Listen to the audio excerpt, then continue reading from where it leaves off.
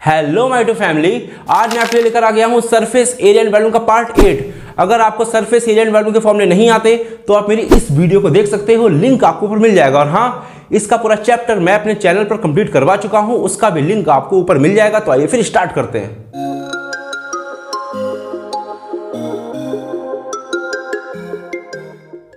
चलिए बात करते हैं एक्सरसाइज 13.4 के क्वेश्चन नंबर फर्स्ट की। और क्वेश्चन नंबर फर्स्ट आपकी स्क्रीन पे ये रहा। भाई क्वेश्चन नंबर फर्स्ट को समझने से पहले आपको ये समझना पड़ेगा कि फ्रस्टम अवधि कोण क्या होता है। मैं आपको समझाता हूं कि फ्रस्टम अवधि कोण होता क्या है। मैंने क्या करा, एक कोण को लिया, ये बिल्कुल नॉर्मल कोण है, ये कोई फ्रस्टम नहीं है। मैंने कोण को लिया, इस कोण को मैंने कहीं पर से काट दिया। आप कहीं पर से भी काट दीजिए। देखिए मैंने एक लाइन खींच के इसको ऐसे काट दिया, तो ये जो कोण था दो पार्ट्स में डिवाइड हो गया, ऊपर वाला पार्ट्स और ये देखिए नीचे वाला पार्ट। जो ऊपर वाला पार्ट्स बनेगा वो तो नॉर्मल कोण ही बनेगा, लेकिन जो नीचे वाला पार्ट बना है वही है फ्रस्टम। जी हाँ, जब आप किसी कोण को काट देते हो, यानी कहने का मतलब ये हो गया कि ये देखिए मैंने नॉर्मल कोण लिया इस तरीके का, मेरी बात समझना, ठीक है ना। एक कोण लिया मैंने, इसको मैंने यहां से देखिए काट दिया, तो ये देखो ऊपर वाला पार्ट जो होगा वो तो इसी तरीके का रहेगा, ठीक है ना ये। और जो नीचे वाला पार्ट होगा वो कुछ इस तरीके का हो जाएगा, ठीक है ना ये। ओके, तो ये जो ये वाला पार्ट है यही होता है फ्रस्टम। इसमें क्या होता है, इसमें दो रेडियस होती हैं। एक तो होती है नीचे वाली रेडियस, ये ऊपर वाली रेडियस। ऊपर वाली रेडियस को मैं R1 दे रहा हूँ, नीचे वाली रेडियस को मैं R2 दे रहा हूँ, ठीक है ना। आपकी मर्जी, चाहे R1 R2 आप कहीं पर भी दो, लेकिन अलग अलग होंगी। ये जो रेडियस होती है थोड़ी कम होती है, ये थोड़ी ज़्यादा होती है, तो यही होता है फ्रस्टम। तो हम इसी के बारे में पढ़ने वाले हैं। जो फ्रस्टम होता है वो कोण से ही बनता है। तो आपको समझ में आ गया कि फ्रस्टम क्या होता है और कैसे बनता है। इसके जो भी फॉर्मूले हैं, जितने भी फॉर्मूले हैं, मैं सारे करवा चुका हूँ, एक्सप्लेन करवा चुका हूं, ड्राइव करवा चुका हूं किस तरीके से ये बने, ठीक है ना। अगर आपने वीडियो नहीं देखी तो उसका बटन ऊपर भी है आई बटन में और डिस्क्रिप्शन में भी है, आप वीडियो देख लेना। सरफेस एरिया एंड वॉल्यूम के मोस्ट इंपॉर्टेंट क्वेश्चन की ये वाली वीडियो, ठीक है ना। तो आपके सब कुछ डाउट्स क्लियर हो जाएंगे। क्वेश्चन फर्स्ट में ये कह रहा है कि हमारे पास एक ग्लास है, यानी ड्रिंकिंग ग्लास, पानी पीने वाला ग्लास है, वो एक फ्रस्टम की शेप का है, कुछ इस तरीके का, ठीक है ना। इस ग्लास की जो हाइट हमको दे रखी है क्वेश्चन में, वो दे रखी है 14 सेंटीमीटर की। और इसके और क्वेश्चन में आगे ये कह रहा है कि the diameter of the two circular ends. इसके भैया देखो दो सर्कुलर एंड है, एक तो ऊपर एक तो नीचे, कुछ इस तरीके का ग्लास है। एक तो ऊपर है एक तो नीचे है। ऊपर वाला जो रिंग है थोड़ा बड़ा है, नीचे वाला रिंग है जो थोड़ा छोटा है। तो इसको जो डायमीटर दे रखे हैं सर्कुलर एंड्स के, यानी ऊपर वाले के और नीचे वाले के, वो दे रखे हैं 4 सेंटीमीटर एंड 2 सेंटीमीटर। तो देखिए ये बड़ा वाला है, यानी 4 बड़ा होता है और 2 छोटा होता है। तो सीधी सी बात है, ये 4 यही तो होगा डायमीटर, यहां से लेके यहां तक, क्योंकि सर्कल है ना ऊपर। और जो 2 है ये नीचे वाले का होगा, यानी छोटे वाले का होगा। बात समझ में आई। जो 4 है वो ऊपर वाले का होगा और जो 2 है वो नीचे वाले का होगा, ठीक है ना। इतनी बात समझ में आई। क्वेश्चन में आगे ये कह रहा है find the capacity of the glass. इस ग्लास की कैपेसिटी बताइए। जब भी आपके सामने कैपेसिटी वर्ड आए तो आप तुरंत समझ जाना कि इस क्वेश्चन में वॉल्यूम की बात हो रही है। यहाँ पे हम वॉल्यूम निकालेंगे, ठीक है ना। तो उसी को कहते हैं कैपेसिटी, यानी कि इस ग्लास के अंदर कितनी जगह है, यानी इस ग्लास के अंदर कितना पानी आ सकता है, वही होती है कैपेसिटी, यानी कि वॉल्यूम। डायरेक्टली हम वॉल्यूम निकालेंगे। तो पहले तो हम डाटा लिखते हैं फटाफट से। देखो भैया, एक तो हमको हाइट दे रखी है, तो हाइट को हम एच से डिनोट करेंगे। हाइट दे रखी है 14 सेंटीमीटर की, ठीक है। यहाँ पे दो रेडियस दे रखी हैं, एक तो ऊपर वाली, सॉरी दो डायमीटर दे रखे हैं, एक तो ऊपर वाला एक तो नीचे वाला। ऊपर वाले डायमीटर को मैं D1 दे रहा हूँ, जो कि है 4 सेंटीमीटर। आई बात समझ में। और नीचे वाले डायमीटर को मैं D2 दे रहा हूं, जो कि हमारा है 2 सेंटीमीटर। देखो डायमीटर की हमको कोई जरूरत नहीं, हम इससे निकालेंगे रेडियस। तो रेडियस कैसे निकलेगा, डायमीटर का आधा, तो यानी कि ये हो जाएगा 2 सेंटीमीटर और ये रेडियस हो जाएगी, ये हो जाएगी 1 सेंटीमीटर। आपको बात समझ में आई किस तरीके से हमने रेडियस को निकाला है। इसको मैंने R1 दे दिया है, R1, ठीक ना। इसको मैंने दे दिया है R2, ठीक है ना। अलग अलग दे दिए हैं, ठीक है भाई। अब हमें इसका निकालने कैपेसिटी, यानी कि वॉल्यूम निकालनी है। क्या निकालना है, वॉल्यूम ऑफ फ्रस्टम। इसका वॉल्यूम निकालना है, फ्रस्टम का वॉल्यूम। ओके, फ्रस्टम का वॉल्यूम निकालना है, बस फ्रस्टम लिखो, कुछ नहीं लिखना है। देखो भैया, कोण का वॉल्यूम का फॉर्मूला क्या होता है, 1/3 पाई आर स्क्वायर एच। क्या होता है फॉर्मूला कोण का, 1/3 पाई आर स्क्वायर एच। तो मैंने एच पहले लिख लिया। इसमें होता है 1/3 पाई आर स्क्वायर एच, तो यहाँ पे आर स्क्वायर होता है। तो आर स्क्वायर के प्लेस पे हमको आर स्क्वायर नहीं लिखना है, क्या लिखना है, R1 का स्क्वायर, क्योंकि यहाँ पे दो रेडियस हैं, R2 का square plus R1 into R2। बात समझ में आई। मैंने फॉर्मूला देखो किस तरीके से बना लिया। मुझे अगर कोण का वॉल्यूम का फॉर्मूला आता है तो मैं इसका बना सकता हूँ, 1/3 पाई आर स्क्वायर। तो आर स्क्वायर के प्लेस पे मैंने पूरा ये लिखा है, R1 का स्क्वायर प्लस R2 का स्क्वायर प्लस R1 R2, क्योंकि यहाँ पे दो रेडियस होती हैं, एक नहीं होती है, इंटू एच, ठीक है भाई। अब वैल्यू को रखते हैं फटाफट से। 1/3 लिखा हुआ है, पाई के प्लेस पे 22/7, हमें तो पता है ये होता है। एच कितना है, 14 है, ठीक है भाई। यहाँ R1 का स्क्वायर, R1 कितना है, 2 का स्क्वायर यानी कि 4 प्लस R2 कितना है, R2 है 1 का स्क्वायर तो 1 ही रहेगा, प्लस R1 इंटू R2, यानी इन दोनों की मल्टीप्लाई तो 2 बन जा 2, ठीक है भाई।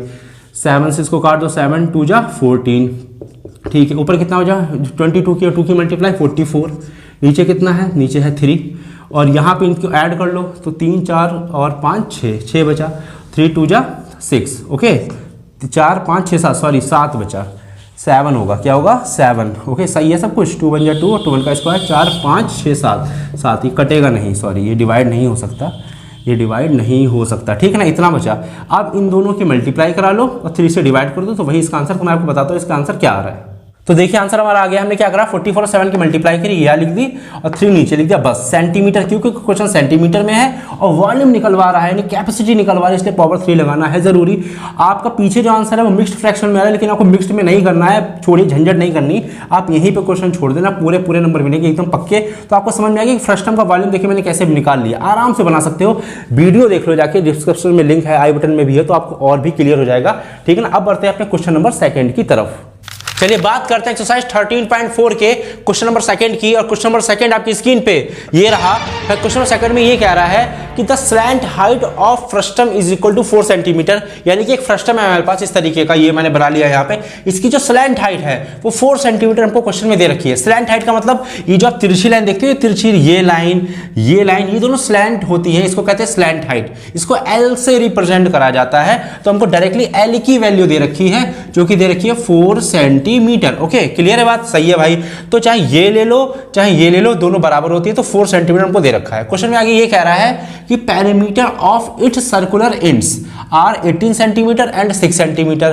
Perimeter of its circular ends, इसके सर्कुलर एंड्स कौन कौन से होते हैं? एक तो ये होता है सर्कुलर एंड्स ऊपर वाला जो कि आपको फिगर में दिख रहा है, एक तो होता है नीचे वाला जो कि आपको फिगर में दिख रहा है। इसमें से एक बड़ा और एक छोटा होता है, तो मैंने ऊपर वाला बड़ा और नीचे वाला छोटा बना लिया। इसका पेरीमीटर हमको दे रखा है। पेरीमीटर क्या होता है? सर्कल का पेरीमीटर क्या होता है? अगर मैं यहाँ पे एक सर्कल बनाऊं, ठीक है ना, तो सर्कल बन गया, ठीक है, सेंटर है सर्कल का, जो आपको राउंड राउंड ये पूरा दिख रहा राउंड, ये बाउंड्री, इसको ही कहते हैं पेरीमीटर। इसको दूसरे शब्दों में कहते हैं सरकमफ्रेंस। इसको क्या कहते हैं? सरकमफ्रेंस। तो भैया चाहे आप इसको सरकमफ्रेंस बोल लो चाहे आप इसको पेरीमीटर बोल लो, एक ही बात है, तो कंफ्यूज मत होना। तो ये जो सर्कल है वो इस तरीके से ऊपर होता है और एक सर्कल नीचे होता है। ऐसे देखने में नहीं लग रहा है, लेकिन आप सच में फ्रस्टम को पकड़ोगे ना तो आपको सर्कल दिखेगा कुछ इस तरीके का, अगर आप ऊपर नीचे ऐसे करोगे, ठीक है ना, क्लियर है बात, ठीक है। तो सरकमफ्रेंस हमको दे रखा है 18 और इसका दे रखा है 6। और क्वेश्चन में आगे कह रहा है कि find the curved surface area of frustum. हमको इस फ्रस्टम का CS है, यानी कि कर्व्ड सरफेस एरिया निकालना है। तो कर्व्ड सरफेस एरिया की बात हम बाद में करेंगे। सबसे पहले हम इसकी रेडियस को फाइंड करते हैं कि यहाँ से यहाँ तक की रेडियस और इसमें यहाँ से यहाँ तक की रेडियस क्या होगी, हमें तो दे नहीं रखी है। तो हम इस पेरीमीटर की हेल्प से ही इसकी रेडियस फाइंड करेंगे, ठीक है ना। तो मेरी बात समझना, ये है सर्कल, बड़ा सर्कल और ये छोटा सर्कल, ठीक ना। तो हम यहां पे ये लिख सकते हैं कि पेरीमीटर ऑफ एक काम करो, यहां से मत लिखो, यहां से लिख लो, ठीक है ना। इसको L को जो है साइड में रहने देना है, इसको ज्यादा नोटिस नहीं करना है, ओके। इसको हम साइड में ही रहने दे रहे हैं, ठीक ना। अब चलो अब लिख लेते हैं पेरीमीटर ऑफ, ठीक, पेरीमीटर ऑफ बिगर सर्कल, जो ऊपर वाला है बिगर सर्कल, ठीक ना। इसका पेरीमीटर हमको दे रखा है 18 सेंटीमीटर। और पेरीमीटर सर्कल का होता क्या है? नहीं सर्कमफ्रेंस होता है 2 पाई r। तो मैं इसको R1 दे रहा हूँ, R1, क्योंकि अलग अलग रेडियस होती हैं। इज इक्वल टू 18 हमको क्वेश्चन में दे रखा है, ठीक है ना। 18 यानी कि 2 पाई r की वैल्यू 18 दे रखी है, ठीक है ना। पाई की वैल्यू मत रख देना यहाँ पे, जस्ट 2 से इसको डिवाइड कर दो, 2 9 जा 18। यहाँ से R1 को अकेला कर लो, तो R1 को अकेला करेंगे तो 9 पाई जाएगा नीचे। तो हमारे पास R1 की वैल्यू, यानी इसकी जो ये वाली रेडियस है, इसकी जो वैल्यू आई वो आई है 9/पाई आ गई है। सेंटीमीटर में क्वेश्चन चल रहा है तो सेंटीमीटर लगा लो, चाहे मत लगाओ, रहने दो। अब जो पेरीमीटर बिगर सर्कल का निकाला है, अब हम निकालेंगे स्मॉलर सर्कल का पेरीमीटर। तो पेरीमीटर ऑफ स्मॉलर सर्कल का निकालेंगे पेरीमीटर। तो पेरीमीटर स्मॉलर सर्कल का क्या है? नहीं निकालेंगे, नहीं मतलब दे रखा है, सॉरी दे रखा है, निकालेंगे नहीं, दे रखा है। तो सर्कल का पेरीमीटर यानी सर्कमफ्रेंस होता तो 2 पाई r है, ठीक ना। लेकिन यहाँ पे R1 इस्तेमाल किया था, यहाँ पे R2 इस्तेमाल करेंगे, इसी की वैल्यू 6 दे रखी है, ठीक है भाई। यहाँ से डिवाइड कर दीजिए, 3 बचा, 2 3 जा 6। अब R2 को करेंगे अकेला, जो पाई है वो ऊपर से जाएगा नीचे, यानी 3 के नीचे, तो 3/पाई आ गया हमारे पास, क्या आ गया? R2, यानी इस वाले रेडियस, इसका रेडियस आ गया, इसका कितना आ गया? 3/पाई आ गया, ठीक है। इसका आ गया था 9/पाई, ठीक से लिख लो यार, अगर समझ में ना आए तो 9/पाई और इसका आ गया 3/पाई रेडियस, ठीक है ना। रेडियस हमारे पास आ चुका। अब हम निकालने वाले हैं इसका CSA यानी कि कर्व्ड सरफेस एरिया। अब बहुत ध्यान से देखना है इस क्वेश्चन को, बहुत ही ध्यान से, ठीक ना। अब हम निकालने वाले हैं CSA of frustum, CSA of frustum को नहीं फ्रस्टम, फ्रस्टम, ठीक है ना, फ्रस्टम, ठीक। देखो मेरी बात ध्यान से समझना है, यहाँ से क्वेश्चन है, पहले आपको ये उतारना है फिर ये उतारना है, ठीक ना। CSA ऑफ फ्रस्टम, पहले कौन का CSA क्या होता है, पाई आर एल, यही तो होता है, पाई आर एल। तो आर हमने नहीं लिखा, आर के प्लेस पे लिख देंगे R1 प्लस R2, क्या लिख देंगे, R1 प्लस R2 लिख देंगे भैया आर के प्लेस पे, क्योंकि यहाँ वहाँ पे सिंगल रेडियस होती है तो पाई आर एल हो जाता है, पाई आर एल, आर हो जाता है, लेकिन यहाँ पे 2 रेडियस है इसलिए R1 प्लस R2 आर की जगह लिखेंगे। पाई की वैल्यू मत रखना क्योंकि पाई से पाई हम काट देंगे अभी। एल की वैल्यू कितनी है, 4 है, क्योंकि स्लैंट हाइट, एल मतलब स्लैंट हाइट 4 है, ठीक है। R1 कितना है 9/पाई, ठीक है, प्लस R2 कितना है 3/पाई, ठीक है, समझते रहना बात। अब देखो क्या करेंगे हम, यहाँ से पाई, पाई को निकाल लेंगे बाहर। याद रखना नीचे पाई है तो पाई नीचे ही निकलेगा, ये वाला पाई ये लिखा हुआ है, सही से लिख लो यार, ठीक है, ये वाला पाई ये लिखा हुआ, इसका जो पाई है ये वाला पाई हम निकालेंगे और इसके नीचे लगा देंगे, क्योंकि पाई नीचे है तो नीचे ही की तरफ रहेगा। और 4 हमारा लिखा हुआ है और 9 और 3 बचेगा, पाई निकल गया ना, तो सिर्फ 9 और 3 बचा, और 9 और 3 में लगा है प्लस, और 9 और 3 कितना हुआ, 9 और 3 12 हुआ, ठीक है ना, 9 10 11 12, पाई से पाई कैंसिल, और क्या बचा 4 और 12, 4 12 जा 40, 12 4 जा 48, और सेंटीमीटर में क्वेश्चन चला तो सेंटीमीटर, और CSA है कर्व्ड सरफेस एरिया तो पावर 2 लगेगी, तो यही है इसका CSA। तो यही देखिए आंसर निकल आया है, ओके, 48 सेंटीमीटर स्क्वायर। बात समझ में आई, बहुत ही सिंपल क्वेश्चन था। पाई कॉमन निकाल के मैंने यहाँ करा, पाई से पाई कैंसिल, जब पाई निकल गया तो सिर्फ 9 + 3 बचा, 9 और 3 कितना होता है 12 होता है, 4 लिखा था, 12 4 जा 48, तो हमारा काम खत्म। इसका curved surface area, curved surface area क्या होता है, देखो भैया ये जो एरिया होता है ना, ये इसका ये एरिया, ये बिल्कुल गोल होता है, गोल। आप कभी भी किसी कोन को, सिलेंडर को या फ्रस्टम ऑफ द कोन को पकड़ के देखोगे तो आपको ये वाला कर्व मिलेगा, तो इतना एरिया निकला कर्व वाला। अगर मैं इसे सर्कल, ये वाला सर्कल भी इसमें ऐड कर दूं तो ये हो जाएगा इसका टोटल सरफेस एरिया, यानी कि TSA, ये प्लस ये प्लस ये। लेकिन यहाँ पे इन दोनों की बात नहीं करी गई, यहाँ पे सिर्फ इसकी बात करी गई, बीच वाले की, तो वही होता है CSA। तो क्वेश्चन नंबर सेकंड भी खत्म। अब बढ़ते हैं अपने क्वेश्चन नंबर थर्ड की तरफ। चलिए बात करते हैं एक्सरसाइज 13.4 के क्वेश्चन नंबर थर्ड की, और क्वेश्चन नंबर थर्ड आपकी स्क्रीन पे ये रहा। भाई क्वेश्चन नंबर थर्ड में ये कह रहा है कि हमारे पास फेज कैप है जो कि कुछ इस तरीके की लगती है देखने में, ये हमेशा एक फ्रस्टम शेप की ही होती है। जी हाँ, फेज कैप हमेशा फ्रस्टम शेप की होती है। क्वेश्चन में आगे ये कह रहा है its radius on the open side is 10 centimetre. इस फेज कैप की जो ओपन साइड है उसकी जो रेडियस है वो 10 सेंटीमीटर दे रखी है। अब आप दिमाग लगाओ कि ये कैप है, ठीक है ना, इसको ओपन साइड कहाँ होगा, ऊपर होगा कि नीचे होगा, तो भाई सीधी सी बात है नीचे होगा ना ओपन साइड, क्योंकि देखो ये बंदा जो आपको दिख रहा है ये देखो फेज कैप पहना है, ये देखो पहना है जहां से वहीं से तो खुला होगा ना, ओपन होगा ना, ठीक है ना। तो जो कैप हमेशा होती है वो नीचे से खुली होती है, यानी कि ये साइड खुली होगी तभी तो आप पहन पाओगे, और ये साइड बंद होगी, यानी आप ऊपर से यहां से देखने की कोशिश करोगे तो आपको कुछ नहीं दिखेगा, लेकिन आप अगर यहां से देखोगे तो आपको ये वाली साइड दिख जाएगी, ठीक है ना। तो ये हमारी ओपन साइड है और ये हमारी क्लोज साइड होती है कुछ इस तरीके की, ठीक है ना। क्वेश्चन में आगे कह रहा है रेडियस, तो हाँ, तो इसकी जो रेडियस है ओपन साइड की 10 सेंटीमीटर, तो रेडियस देखिए मैंने 10 सेंटीमीटर की बना ली ओपन साइड की, ठीक है ना। बात समझना, radius at the upper base, upper base मतलब ऊपर का बेस, सीधी सी बात है, ये इसकी रेडियस 10 है तो अपर बेस यही तो हुआ, ये अपर बेस हुआ। इसकी जो रेडियस है वो हमारी कितनी है 4 है, तो इसकी देखिए यहां से आता 4 रेडियस है। स्लैंट हाइट इज 15, ये जो तिरछी लाइन होती है इसको कहते हैं स्लैंट हाइट, जो कि 15 सेंटीमीटर को क्वेश्चन में दे रखी है, ठीक। स्लैंट हाइट को एल से डिनोट करते हैं, तो मैं आपको पहले लिख दूं एल, यानी कि एल स्लैंट हाइट 15 सेंटीमीटर दे रखी है, और आपको जो रेडियस है वो दे रखी है 10, ये 4 और 10, तो मैंने इसको R1 ले लिया और इसको मैंने R2 ले लिया। तो भैया R1 की जो वैल्यू मैंने ले ली वो ले ली 4 सेंटीमीटर, एंड R2 की जो मैंने वैल्यू ले ली वो ले ली मैंने 10 सेंटीमीटर। अब आप R1 R2 किसी को भी ले सकते हो, इसमें कोई प्रॉब्लम वाली बात नहीं है, मैं पहले आपको बता दूं। क्वेश्चन में आगे ये कह रहा है find area of material used for making it, इसको बनाने में कितना मटेरियल यूज हुआ है उसका एरिया क्या होगा, इसको बनाने में कितना मटेरियल यूज हुआ है उसका एरिया क्या होगा, ठीक ना। तो बस ये दिमाग में रखो, ये जो फेज कैप है वो आपको दिख रही है, ठीक ना, बस अपने दिमाग में इस तरीके की कैप रखो। अब बताओ इस कैप को बनाने में जितना कपड़ा इस्तेमाल हुआ है, कपड़े से बनी होगी, वो कहाँ कहाँ लगा होगा। एक तो भैया जो कपड़ा है इसके ये वाले पार्ट में लगा होगा, क्योंकि ये पार्ट तो बंद होगा ना, ऊपर का पार्ट बंद होता है।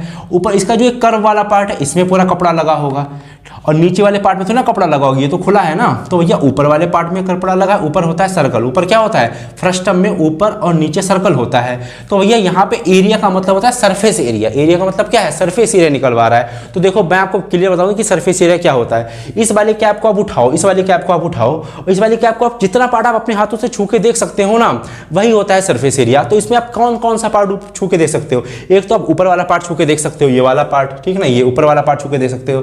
दूसरा आप ये बीच वाला पार्ट पूरा जो कर्व वाला पार्ट है, ये वाला पार्ट, ये वाला पार्ट छू के देख सकते हो। और भी कुछ छू सकते हो क्या, नीचे वाला पार्ट नहीं छू सकते क्योंकि ये तो इसमें तो कोई कपड़ा है ही नहीं, तभी तो आप पहनोगे ना।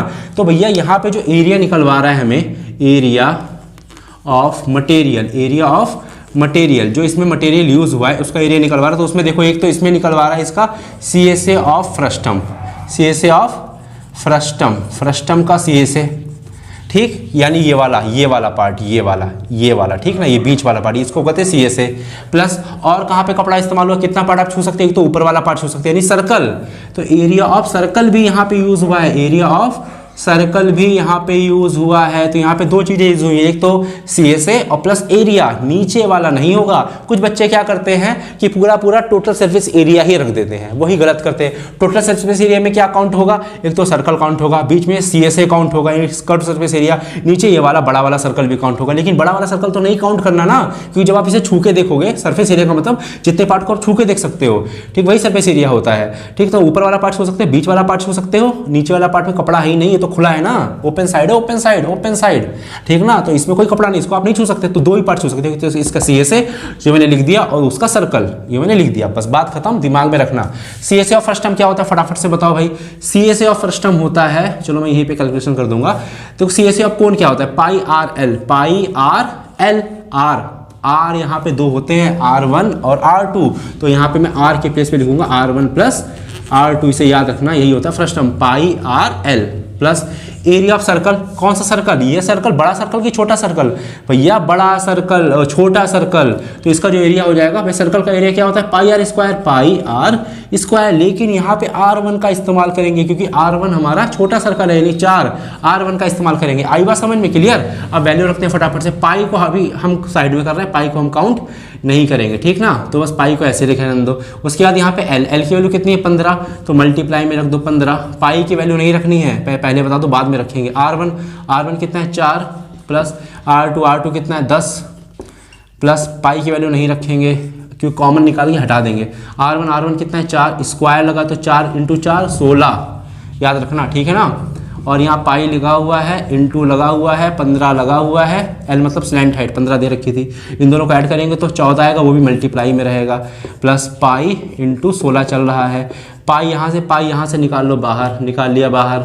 अब देखो जब पाई बाहर निकल गया तो अंदर क्या बचा, पाई बाहर निकल गया तो अंदर बचा 15 × 14, यही तो बचा। इन दोनों की मल्टीप्लाई करोगे तो 210 आएगी, प्लस पाई देखो यहाँ से भी निकल गया, भाई कॉमन है तो दोनों साइड से निकलेगा ना, और 16 बचा तो 16 लिख दिया मैंने यहाँ पे, ठीक है ना, क्लियर। ये 16 लिखा है मल्टीप्लाई में, कुछ और मत समझ लेना, ठीक है, 16 लिख दिया। आप फटाफट से क्वेश्चन को आगे सॉल्व करो, ठीक है ना, यहाँ से करते हैं सॉल्व, ओके, ठीक है। पाई के अब रखेंगे, पाई की वैल्यू कितनी होती है, पाई की वैल्यू होती है 22/7 होती है, फिर मल्टीप्लाई इन दोनों को ऐड कर लो तो बचा 6 और 2 और 2 226, 7 टेबल में 226 नहीं आता, नहीं कटेगा। अब क्या करेंगे, इन दोनों की मल्टीप्लाई कर देंगे और डिवाइड बाय 7, बात खत्म, वही हमारा आंसर। तो आपको बताता हूँ कि आंसर क्या आ रहा है। मल्टीप्लाई मैंने कर ली है, 2 2 6 और 2 2 की जो मल्टीप्लाई है वो है 4972 डिवाइड बाय 7, यही है इसका आंसर। पीछे आंसर मिक्स्ड फ्रैक्शन में दे रखा है, वो सब नहीं करना है पेपर में, फालतू का काम नहीं करना है, यहीं पे क्वेश्चन छोड़ना, पूरे फुल नंबर मिलेंगे। आप चाहो तो इसको डेसिमल में भी कन्वर्ट कर सकते हो, आपकी मर्जी है तो करो, वरना मत करो, वरना यहीं पे छोड़ो, हटाओ। सेंटीमीटर लिखा, सेंटीमीटर, एरिया यहाँ पे वर्ड आ गया, स्क्वायर लगाना नहीं भूलना। तो थर्ड क्वेश्चन भी खत्म। तो आज के लिए 3 ही क्वेश्चन रखते हैं, ठीक है ना। अगर आपको अच्छा लगे तो यार प्लीज सब्सक्राइब, लाइक और शेयर रुकने नहीं चाहिए, फटाफट से करते रहो। और अगर आपको अच्छा लगे तो मेरे आप मतलब इंस्टाग्राम maths.future को भी फॉलो कर सकते हैं। तो मिलते हैं नेक्स्ट वीडियो में, तब तक के लिए बाय बाय।